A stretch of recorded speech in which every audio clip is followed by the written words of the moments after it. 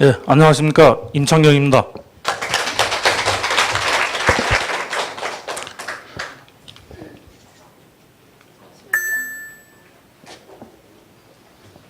예, 오늘 제가 말씀드릴 내용은 근대 독립운동과 역사연구의 출발점으로서의 단군인식 검토라는 이런 주제의 논문입니다. 이 주제는 사실 좀 더 쉽게 접근하면 우리가 생소하지 않은 지금 우리가 근대사회라는 게 한국 사회에서 오래되지 않았거든요. 그래서 근대 독립운동이 일어난 것이 한 100여 년 전이고요. 그 다음에 그때 독립운동이 일어나면서 독립운동을 하기 위해서 또 독립운동과 같이 역사 연구가 굉장히 중요하게 됐습니다. 그래서 지금으로부터 100여 년 전 바로 우리나라가 일제 식민지로 전락됐을 때 그 당시에 가장 중요한 것이 바로 독립운동과 역사 연구였거든요. 그런데 지금 100여 년이 지난 지금도 역시 우리에게 가장 중요한 것은 독립운동과 역사 연구일 수 있습니다. 아직 우리가 그 당시 100여 년 전에 독립운동을 하던 독립운동가들이 독립운동을 통해서 이루려고 했듯이 완전하게 독립되지 않았다고 생각했고, 또한 그 당시 독립운동가들이 100여 년 전에 역사 연구에 모든 것을 걸었었습니다. 그렇지만 그 역사 연구 아직 독립운동가들이 생각하는 것처럼 제대로 이루어지지 않았거든요. 그래서 100여 년 전에 있었던 그 독립운동과 역사 연구가 과연 어떤 의미가 있는가. 그리고 그 독립운동과 역사 연구의 출발점이 바로 단군인식인데, 지금 100여 년 후에 지금 현재의 독립운동과 역사 연구는 또 어떠해야 하는가. 지금의 또 단군인식은 어떠한가 하는 문제를 한번 이렇게 같이 살펴보겠습니다. 오늘 제가 이렇게 말씀드린 내용에 가장 중요한 오늘 제가 말씀드린 것의 그 주요한 대상은 독립운동 역사가라는 이런 새로운 개념으로 얘기할 수 있습니다. 독립운동을 하던 그분들은 역사 연구를 굉장히 중시했죠. 그렇기 때문에 독립운동,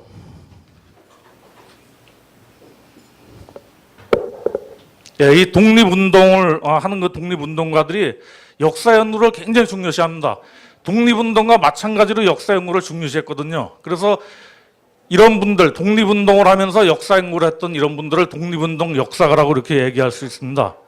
독립운동 차원의 역사 연구를 진행하고 그러면서 저술을 남긴 이런 역사가들을 독립운동 역사가라는 이런 개념으로 얘기할 수 있습니다. 이것은 사실 굉장히 중요한 개념인데 이렇게 독립운동 역사가라고 이렇게 부르지 않고 우리 한국 사회에서 그냥 민족주의 사학자, 민족사학자 이렇게 불러왔었습니다.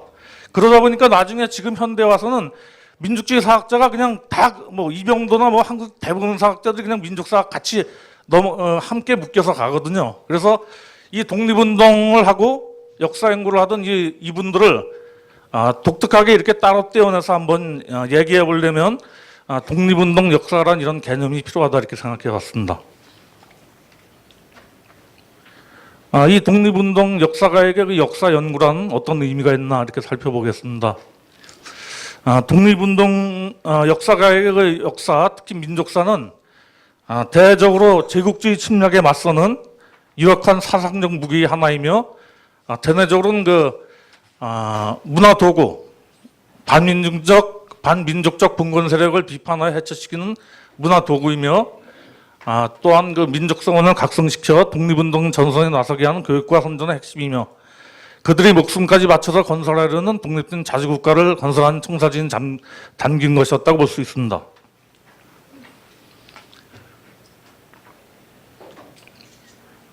이런 독립운동가들이 역사 연구가 그 독립운동이라고 그렇게 생각했거든요, 이분들은. 그래서 이 독립운동을 하면서 역사 연구를 했던 분들은 만주를 망명하는 이 순간에도 책을 가지고 갈 정도입니다. 그래서 그 신채호를 예를 들면 신채호는 1910년 4월에 중국으로 망명하는데 그 당시에 그 동사강목이라는 책을 가지고 갔다고 그렇게 전해집니다. 그 다음에 이상용이라는 분 잘 아시죠? 이상용은 1911년 1월에 이제 안동에서 출발해서 이제 만주로 망명을 떠나는 겁니다. 그래서 이분이 이제 안동에서 출발해서 기차를 타고 여러 가지 노정을 거쳐서 신의주에서 압록강을 건너게 되거든요. 그래서 중국 처음 도착한 곳이 지금의 그 안동, 지금의 중국 단동인데 거기 도착하시자마자 거기서 책을 구입하게 됩니다. 만주지리지라는 이런 책을 구입해서 본격적인 그 망명길에 오르게 됩니다. 그 망명 과정이 이상룡의 서사록에 이렇게 나와 있는데 참 긴 그 어려운 과정이죠. 안동에서 출발해서 그냥 힘든 과정을 거쳐서 그 압록강을 건넜는데 그 중국 땅에 처음 도착한 이 단동에서 이 책을 사는 겁니다. 만주지리지라는 역사책을 사가지고 가서 이 석주요고 속에 이분의 그 역사적인 이런 글들이 많이 담기게 되죠. 그래서 거기에 이분이 먼저 그 당시에도 아마 처음 얘기했을 거예요. 우리 한사군이 요동에 있었다. 이런 얘기를 이 이상용 선생님이 하시게 되는데 이런 노력 속에서 이런 그 결과가 나온 거죠. 그 다음에 윤세복 등 이 대동교 지도자들이 1910년에 그 만주해인현, 지금 그 압록강 중류 일대 환인이라는 지역에 정착하시게 되는데 이때 상당히 많은 역사서적을 가지고 가십니다. 그래서 이 역사서적을 통해서 신채호, 박은식 이런 분들이 여기서 김기원 이런 분들이 우리의 중요한 그 역사서적을 절수할 수 있었습니다. 요 세 사례를 통해서 얘기하고자 하는 것은 독립운동가들은 그렇게 역사 연구를 중요시했다. 예. 만주로 망명하는 그 순간에 이분들이 가지고 갈 수 있었던 것은 뭐 다른 게 아니고 정말 역사책을 가지고 가실 정도의 그 열정을 가지고 역사 연구를 하셨다 이렇게 얘기할 수 있습니다. 뭐 대표적인 독립운동 역사가들로서는 이상용, 박은식, 유인식, 김교원, 이시영, 개봉우, 신채호, 김정규, 김승학, 이원태 등 뭐 여기에 언급되지 않은 분들 많이 있습니다. 이분들이 그 독립운동과 역사 연구를 위해서 그 단군 인식을 형성시키게 되는데 그 단군 인식 형성 배경은 대충 이렇게 얘기할 수 있습니다. 1917년 일제와 그 한일 신협약 이런 것을 체결하게 되는데 이러면서 이제 대한제국이 완전히 그 국권을 상실하고 일본의 식민지로 전락하게 됩니다. 그래서 식민지로 전락하게 되니까 많은 민중의거가 일어나죠. 그래서 일제 항거하기 위해서 가부농민전쟁, 을미의병, 을사의병, 정묘의병 등 많은 그 항일 무장투쟁이 일어나게 됩니다. 그런데 이런 항일 무장투쟁이 성공적으로 진행된 것이 별로 없습니다. 결국은 굉장히 거세게 일어났지만 이 여러 가지 그 항일 무장투쟁이 좌절하게 되거든요. 그렇기 때문에 이분들의 생각을 이때 많은 고민을 하는 거죠. 왜 우리는 이렇게 들고 일어나서 일제 항거하지만 그것이 성공하지 못하는가, 그런 문제를 많이 생각하게 됩니다. 그렇기 때문에 그때 이제 제국주의의 그 침략적 속성도 이해하게 되고 제국주의에 대해서 전반적으로 이해하게 됩니다. 그렇기 때문에 그 이후에 이제 과연 그 일제 등의 침략적 제국주의를 어떻게 극복할 수 있을까 이런 생각을 하게 되고 그 결과 그 민족주의라는 것을 발견하게 됩니다. 이 신채호 선생님의 그 제국주의와 민족주의라는 그 글인데 1905년에 쓰여졌습니다. 이 글을 보시면 제국주의에 저항하는 방법은 민족주의다 이런 말씀을 하고 계십니다. 그래서 우리 민족의 나라는 우리 민족이 주장한다 하는 말로 호신부를 삼아 민족을 보존할지어다 이렇게 민족주의를 가지고 우리가 제국주의를 극복하자 이런 말씀을 하시죠. 그런데 이제 당시 이 신채호의 이런 민족주의는 1907년 8년경에 시작되거든요. 그런데 그 전에 중국에서는 양계초라는 사람이 이 민족주의를 주장하게 됩니다. 그래서 이제 양계초라는 사람은 뭐 당시에 대단한 그 중국의 선각이죠. 선각자인데 이분도 중국도 당시에 여러 제국주의에 의해서 침탈을 당하고 반식민지로 전락하고 있었기 때문에 자기 민족, 자기 중국이라는 나라를 살릴 여러 가지 국리를 하게 되는데 그때 바로 민족 제국주의를 생각하게 됩니다. 민족 제국주의에 맞서기 위해서 우리 중국에서도 민족주의를 실행해야 된다. 그런데 이 양계초는 중국에서의 그 민족주의, 예세를 극복하고 중국을 되살리기 위해서 민족주의를 해야 되는데 그 민족주의의 주체는 누가 되어야 되는가? 이 양계초는 신민이라는 얘기를 썼습니다. 중국은 그 민족주의를 실행하려고 한다면 신민을 통해서만 그것이 가능하다. 이런 신민이라는 개념을 썼거든요. 이 신민이라는 개념은 대학에 나오는 그 문구인데 은혜, 상나라의 그 탕의 그 반명에 그렇게 쓰여 있었습니다. 나날이 새로워지고 또 새로워져서 또한 더욱더 새로워져라. 그리고 광고에는 신민을, 새로운 백성을 만들라, 신민을 만들라 이런 글이 있는데 양계초는 이 여러 가지 지식을 종합해서 신민이라는 개념을 만들어내서 그 신민을 통해서 중국이 제국주의를 극복하자 이런 민족주의를 주장하게 됐습니다. 신채호는 1907년 8년경에 이런 생각을 하게 됐죠. 신채호의 얘기입니다. 바라건대 한국 동포는 민족주의를 크게 분발하여 우리 민족의 나라는 우리 민족이 주장한다는 말로 호신부를 삼아 민족을 보존할지어다. 이 신채호는 동포라는 개념을 썼습니다. 한국 동포는 이런 개념을 썼는데요.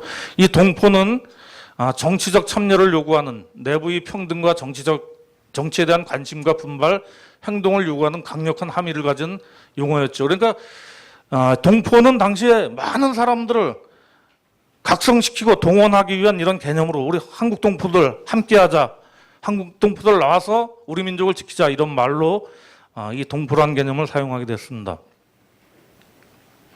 어떻게 너무 딱딱하고 재미가 없으시죠? 역사 이게 저는 이제 중국에 가서 이 박사학위를 받았거든요. 한 중국에 6년 동안 지금의 그 길림성, 연영성, 흑룡강성 여기 가서 돌아다닌 겁니다. 이제 유적 답사하고 뭐 이러면서 고구려사로 박사학위를 받았는데 그렇게 다니다 보니까 그 많은 이 독립운동 유적지도 거의 다 보게 됐어요. 그래서 이 독립운동, 이 신채호, 박은식 이런 분들이 가서 활동하신 그 환인현 그쪽 일대에서부터 무송을 거쳐서 백두산 지구를 거쳐서 그 다음에 영안, 지금의 밀산, 북쪽으로 해서 모든 지역을 이렇게 다니면서 보니까 그 어려운 조건에서도 그분들이 정말 대단한 일을 하셨구나. 그리고 이제 독립운동을 이렇게 이해하고 연구하다 보면 가장 고통스러운 것은 해방 무렵에 독립운동가들이 그렇게 힘들여서 목숨까지 바쳐서 이렇게 독립운동을 위해서 노력했는데 그분들이 노력한 만큼 이루어지지 못한 겁니다. 아무것도 이루어지지 못한 거죠. 그래서 독립운동은 끝나지 않았다. 이런 생각을 많이 하게 됩니다. 이런 자료들을 사실은 그때부터 제가 많이 이제 수집해 놨던 거고요. 그래서 이렇게 얘기할 수 있습니다. 그래서 이분들이 이제 우리나라가 일제 식민지로부터 극복되고 우리를 극복시키고 뭔가 우리의 발전적인 그 민족 국가를 제시하고 여러 가지 생각을 해야 되는데 일단 국민들을 각성시켜서 독립운동을 같이 해나가야 되거든요. 그렇게 하려니까 이 사람들 일반 민중들을 동원시켜내야 되고 또 독립운동의 이론을 만들어내야 되고 이런 그 입장에서 출발점으로 단군이라는 것을 찾아나게 됩니다. 이 단군을 통해서 우리가 그렇게 할 수 있다는 것을 이분들이 인식하고 실제로 그렇게 해나가는 거거든요.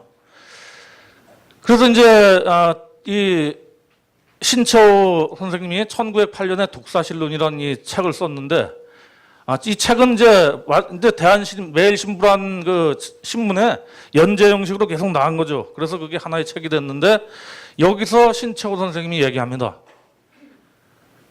한 가닥의 실처럼 아직 남아있는 국가의 명맥을 지켜내고자 할진데 역사를 버리고서는 다른 방법이 없다고 할 수 있으니 이런 얘기를 하게 됩니다. 그래서 우리는 우리 역사를 제대로 살려서 제대로 찾아서 우리가 그 독립운동도 하고 우리 민족을 새롭게 변화시켜서 우리 자주 독립국가를 만들어보자 이런 얘기를 하게 되죠. 그래서 이제 역사 연구의 출발점으로 그 단군을 설정하게 됐는데 바로 이 독사실론에서부터 이런 그 단군을 우리 민족의 출발점, 역사 연구의 출발점으로 세우는 것이 독사실론으로부터 비롯됩니다. 그 신용화 선생님이 단재 신채호 전집 제3권 여기에 해제를 달면서 이렇게 쓰셨어요. 예. 단순화시켜서 표현하면 우리나라의 근대 민족주의 국사학의 체계화는 독사실론에서부터 시작된다고 말할 수 있다. 그런데 여기서 근대 민족주의 국사학의 그 핵심은 뭐냐면 우리 민족을